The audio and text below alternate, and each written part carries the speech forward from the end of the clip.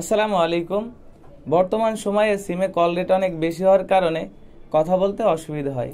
কিভাবে দিনরাত 24 ঘন্টা 35 পয়সা প্লাস ভ্যাট সহ কথা বলবেন সেই বিষয়ে আমাদের চ্যানেলে অলরেডি একটা ভিডিও আপলোড করা আছে। আপনাদের সুবিধার্থে ভিডিওর লিংক ডিসক্রিপশন বক্স এবং উপরে আই বাটনে দেওয়া থাকবে। আজকে আপনাদেরকে দেখাবো আলাপে কিভাবে রিসার্চ করা যায়। রিসার্চ করতে হলে আপনাকে প্রথমে আপনার মোবাইলে থাকা আলাপটি ওপেন করতে হবে। ওপেন করার পর ঠিক এমন একটি ডিসক্রিপশন বক্স আসবে। এখানে দেখতে পাচ্ছেন উপরে হাতের ডান পাশে যে ডিসক্রিপশন বক্সটি আছে সেখানে ক্লিক করার পর রিসার্চ নামক একটি অপশন আসবে।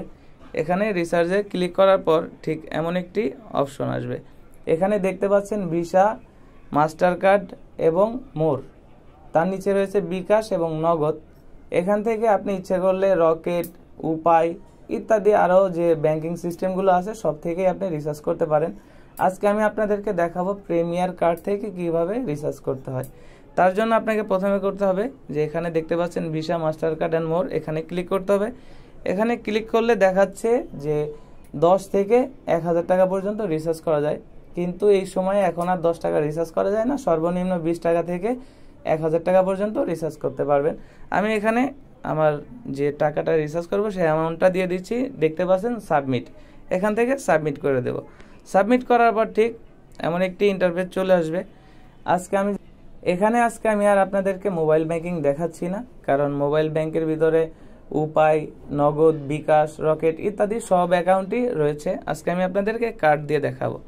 এখানে দেখতে পাচ্ছেন যে ইন্টার কার্ড নাম্বার চাইছে, তার নিচে আছে MMYY, এর পাশে আছে VC। যে নামগুলো রয়েছে কোথায় কি দিতে হবে আমি বলে দিচ্ছি। আপনার যে কার্ডটি রয়েছে এই কার্ডের একটি নাম্বার আছে, এখানে প্রথমেই কার্ডের নাম্বারটি দিতে হবে। তার নিচে দেখতে পাচ্ছেন MMYY, এখানে হচ্ছে যে আপনার কার্ডের এক্সপায়ার ডেট, যেটা হচ্ছে মাস এবং বছর, সেটা দিতে হবে। এবং আপনার কার্ডের ঠিক ব্যাক সাইডেই 3টি গোপন নাম্বার আছে, সেই নাম্বারটি হচ্ছে এখানে যে CBC যে অপশনটি আছে সেখানে দিতে হবে। তার নিচে দেখতে পাচ্ছেন কার্ড হোল্ডার নেম, আপনার কার্ডটির ভিতরে যে নামটা আছে ঠিক সেভাবেই দিয়ে দিতে হবে। আমি দিয়ে দিচ্ছি। এখন আমার কার্ডটি দেওয়া হয়ে গেছে। এখন এখান থেকে দেখতে পাচ্ছেন নিচে একটি অপশন রয়েছে পে। এখানে পেতে ক্লিক করার পর একটু সময় নিয়ে ঠিক এমন একটি ইন্টারফেস চলে আসবে। এখানে একটু সময় নেবে, দেখতে পাচ্ছেন ঠিক এমন একটি ইন্টারফেস চলে আসবে। এখান থেকে আপনার মোবাইলে একটি OTP কোড আসবে। আপনার কার্ডের সাথে যে নাম্বারটি অ্যাড করা আছে সেই নাম্বারটিতে একটি OTP কোড আসবে, 6 ডিজিটের একটি কোড আসবে। সেই 6 ডিজিটের কোডটি এখানে বসিয়ে দিতে হবে। আমি বসিয়ে দিচ্ছি। বসিয়ে দেওয়ার পর এখানে দেখতে পাচ্ছেন যে সাবমিট OTP। এখানে সাবমিট OTPতে ক্লিক করার পর একটু সময় নেবে। সময় নেওয়ার পর ঠিক এমন একটি ইন্টারফেস চলে আসবে। এখানে দেখছে thank you your order successfully.